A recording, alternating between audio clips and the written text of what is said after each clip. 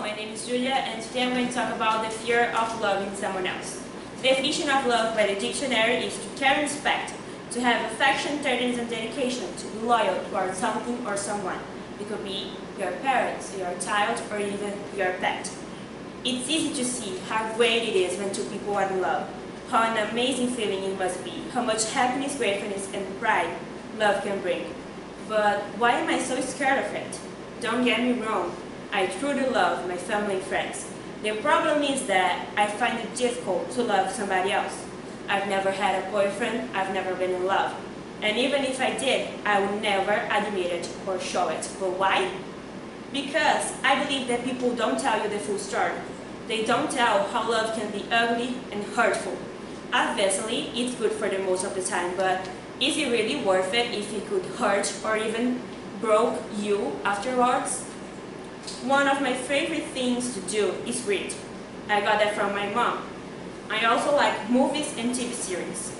And I love music. You can easily find any of these things talking about love. A half of them tells you about how happy love can make you, about how it can make you feel better, save you.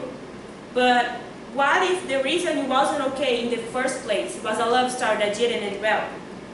Well, that's what the other half tells you, shows you how love can hurt when it ends because of an affair or an addiction, when it involves violence and abuse with mental and physical illness, or simply because someday your partner just woke up and realized that he or she doesn't love you the way they used to.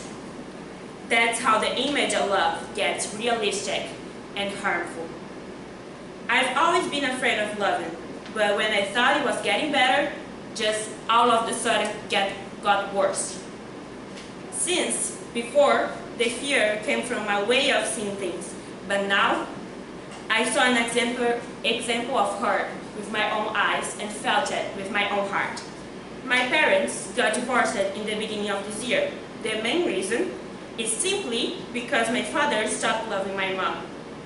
Even though I know that to a certain point my dad loved her too, his love faded and that left my mom hurted and broken. That affected me not only because they are my parents, but because I was the person who she talked to. I was her anchor. I felt all the hurt along with her so that she could take it. And for some short amount of time, I thought I hated my father. I thought, how could he hurt the person that I loved the most in the world? How am I supposed to just forgive and forget? But I realized that I didn't hate him. I was just mad at him. And even though I tried really hard, I couldn't and I can't stop loving him. Because even if he did terrible decisions and actions, I couldn't and I can't forget all the love that he gave me and still gives me. All the good moments that I had with him, or the responsibility he took when he decided to take care of me with my mom when they were only 22 years old. Even if for a little while I wish that he didn't. Because I could get hurt, but seeing my mom hurt like she was almost destroyed me. So the famous quote, forgive and forget. Obviously there's a meaning to it, but I believe that it means that you can't think about what it says, but how wrong it's said. Because after the hardest moments passed, I learned how to live with it, and it helped my mom and my brother live and grow from our situation. And I talked to my mom, and we decided that I'm never again doing the role of the grown-up one that knows what to do and can handle all the hurt, because I am not this person and I can't take it. I'm learning to forgive my father, and I know that someday it will be okay. So the phrase, well, as I already said, I will forgive my father, but I will never forget.